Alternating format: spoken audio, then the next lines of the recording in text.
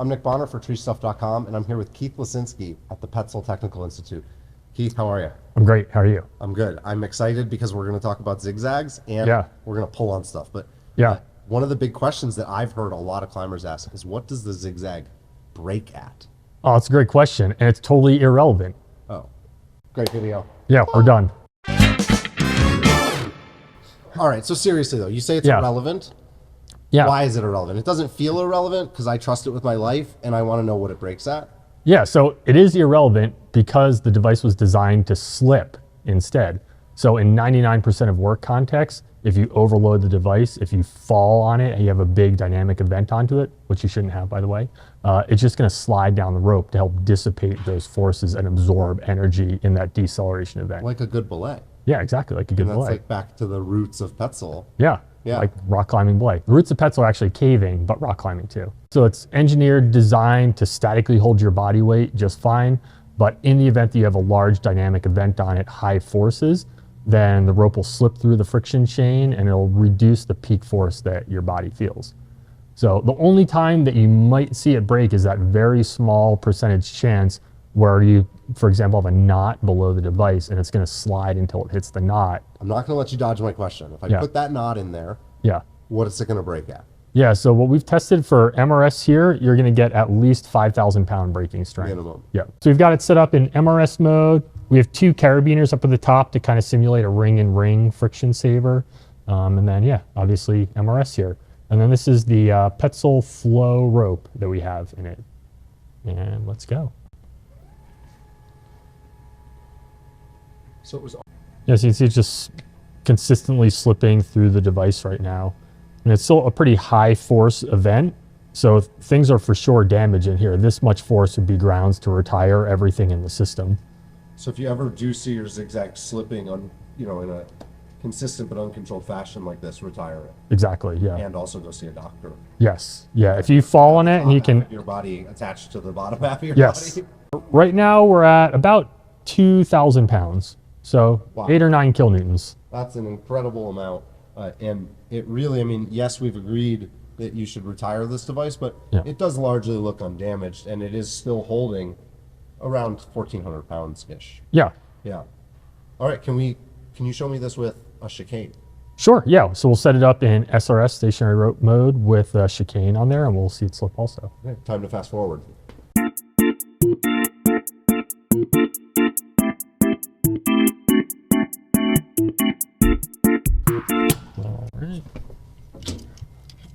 All right. Whew. That was fast. Okay, so we're gonna flip the rope over because we just pulled on this side the eye splice end of the rope, and you can see that there's some damage in the rope.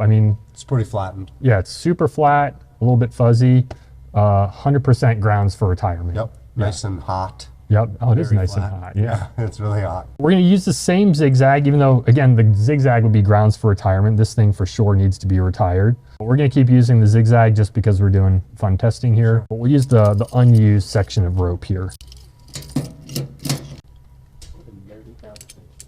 I'm really just testing your knowledge of various arborist knots here. Well, this was the first arborist knot that I ever learned, and I thought it was crazy. I was just like, no, I'm not going to tie in with that. But that knot is so rock solid, it never loosens. Yeah. Yeah, you give it that a bounce, and you don't need quite so much tail, but when they taught me it was this much tail. Wow. That was kind of scary. Yeah. I too think it's crazy, but yeah, it's crazy how well it works and then how it's pretty easy to untie as well. Yeah. The H-frame carabiner is used on the zigzag and has this compatibility requirement because it makes this a stiff member and keeps this up in the right angle. Yeah. It's a really ingenious use of it. I have to admit, at first I was like, I gotta use that carabiner, and I didn't like it, but then I tried it, I put it on there, and I was like, oh, that makes sense. Yep. Yeah, so it's important that this carabiner is big enough to prevent the chicane head from dropping down and pushing onto the top of the chain here. So in our instructions, we specifically say this has to be either the Petzl AMD or the Petzl OK carabiner. Yep. Yeah. All right, let's pull it. We're gonna watch it slip, and we're gonna see kind of how it slips in comparison to without the chicane. All right. Yeah, and so a good thing to point out here with this test that we're doing, so this is a slow, consistent pull of high force, which you're never gonna see in the real world, right? In a fall event, it's gonna be a short, high force impact. the device will slide, dissipate that energy, and then you'll come to a stop. So this context where we're pulling it several feet at however many pounds is just not really replicable in the real Unless world. you attach yourself to a winch and just sat there Exactly. like this. Yeah, All right, can I hit the button? go for it.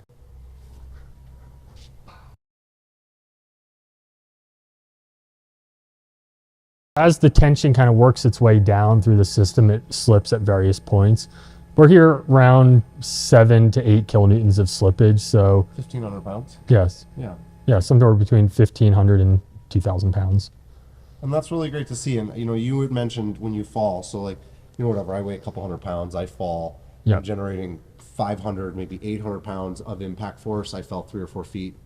And I'm just Yeah. kind of ballparking it here. Sure. So instead of like hitting that and being on a device that's so strong it'll never break, it'll never slip, and my body absorbing that, the device is slipping, immediately dissipating that force. So what I'm feeling is not that 700 or 800 pounds. It's less. I survive. Yeah. I don't break my back. And then the device still stops and retains its hold on the rope, as we see. Yep. And then a huge thing to remember is that you usually have a lot of rope in the system too. Like the distance from your tie-in point has a big effect on that impact force in your body. Sure.